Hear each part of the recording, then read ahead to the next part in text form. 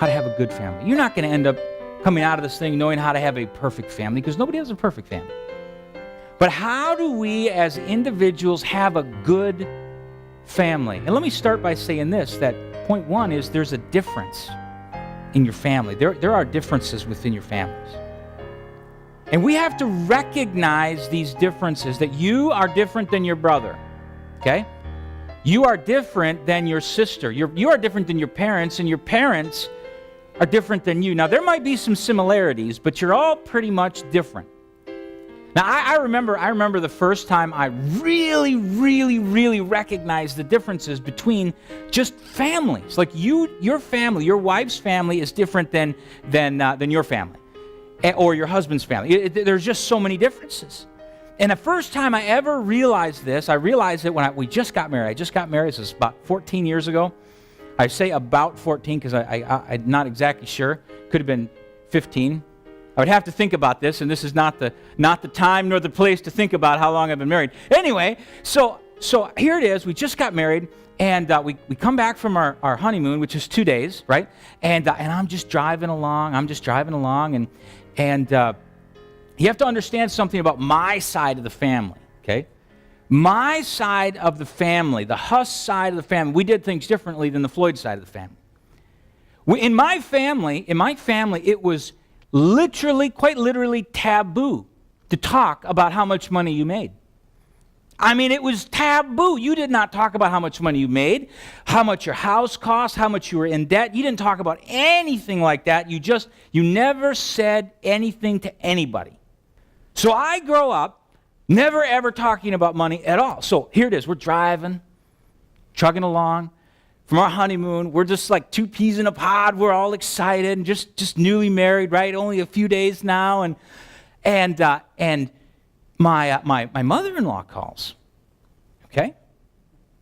And we had phones back then, cell phones. We didn't have iPhones. We had phones. So my wife, she's on the phone and she's all smiling, and she's like, "Hi, Mom, how are you?" And she kind of pulls her ear away, her phone away from her ear, So my mother-in-law starts asking questions. She starts asking questions like, "So how was your stay and all of this, and when will you be home?"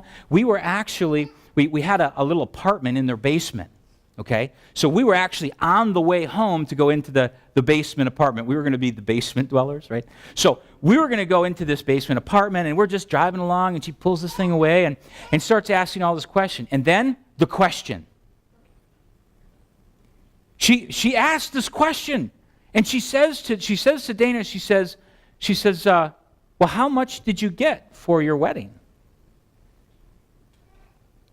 So I'm looking at my beautiful wife, and we're just newly married, and she's like, she kind of looks at me, kind of like these big beady eyes, like she did the first time we met. She's like, "What do I say?" Right? So what do I tell her? I look at her and I say, no, it's none of their business. Like, it's none of their business what they ask, what we got for our wedding. That was not a good move. I just want to tell you. She says, "Well, we'll be home in just a couple minutes." And she says, "Well, good." Click, "Mom, are you there?" So we pull up, and we pull into the driveway, and we're living in the basement. We're going to live in the basement. So when you come in the garage door, you can either go down the stairs or you can exit left and go into the main area where her parents lived. Now, I am not kidding you. My in-laws love me to death. They love me to death. I don't think they like me very much, but I know they love me. So here it is. We come in. My foot hits the platform right before I'm going down the stairs, and that door opens. And there she is, my mother-in-law. And she says, "Why don't you come up here?" And I look back at my wife and I say, "Yes, ma'am." So we exit left, go into this upper area, and we literally went. She said, "Why don't you come back here?" And I'm at this point in time, I'm like this, right, just shaking, because we're going into the bedroom.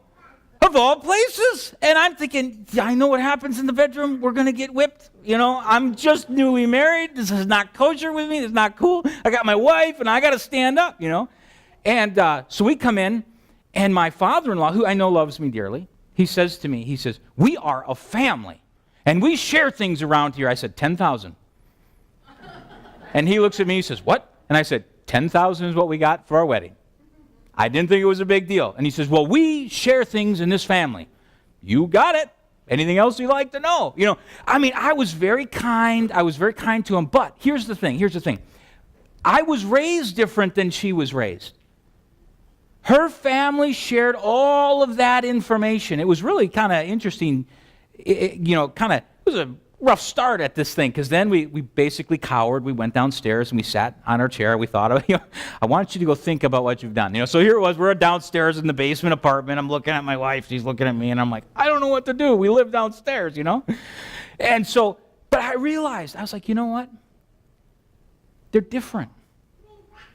They have a different way of looking at things than we do. Families are different. Families are very, very, very complicated, aren't they? You see, this is why they can be so dysfunctional. Families are different. And people, by the way, are different. I don't do things the same way that other people do them. I don't do things the same way that my father-in-law does them. I'm going to give you another case in point. And I'm saying this with just a tremendous amount of grace, because he is a very spiritual man who truly loves God. The guy is like my icon of spirituality. I love this guy. And so we're on vacation. I've taken 2 vacations in the last 14 years. We're on a vacation down in Florida, in Florida with him. And I got up early in the morning because I was going to go to Panera Bread and do some studies, right? And my kids and my wife were sleeping. And I'm kind of one of these people who just, I can't take a real good, I don't get calm on vacation.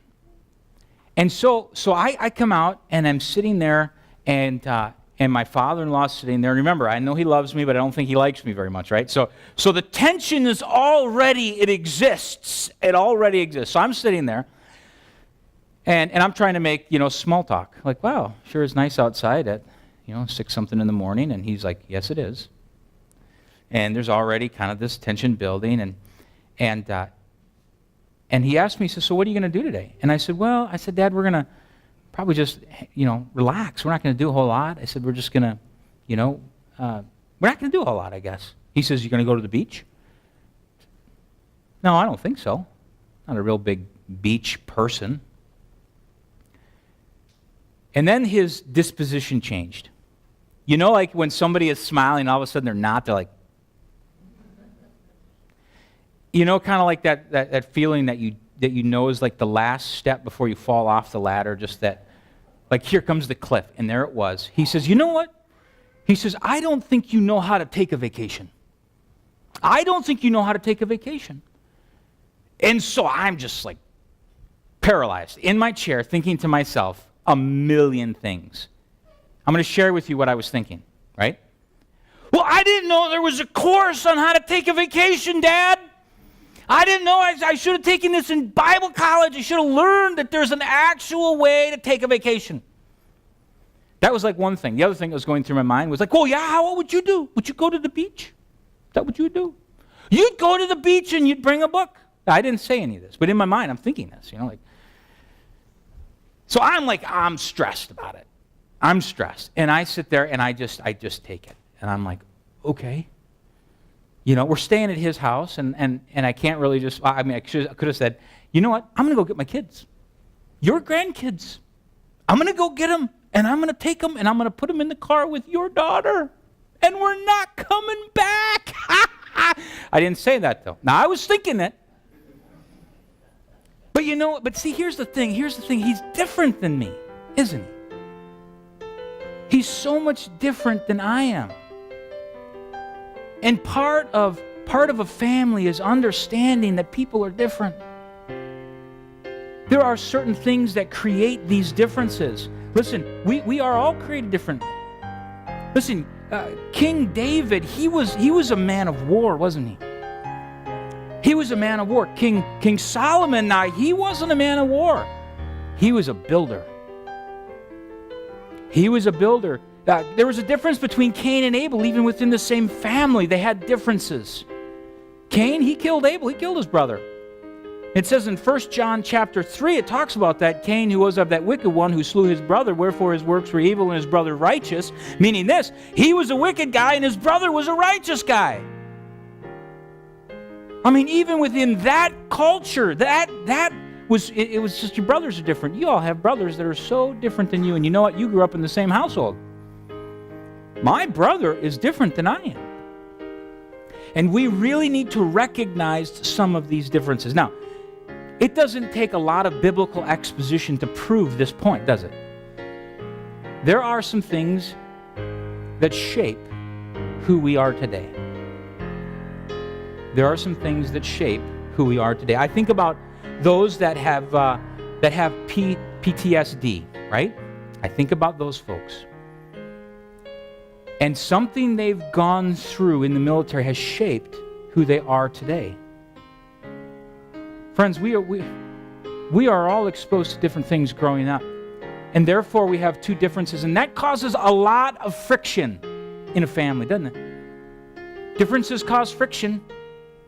If there's anything you get out of today's message, get this, that differences cause friction if they're not dealt with properly. I remember my dad was in the military. And he was very militant when it came to homework. How many of you have had dads like that? Anybody? Raise your hands, I want to see them. Militant dads in homework. Rolando, really? He was really like, okay. That's why you're so smart, though. Seriously. I mean, that's why there are some smart people. I did not get that part of it, but nonetheless, my dad was brutal. I remember I think when he had kids, he thought, this is my platoon.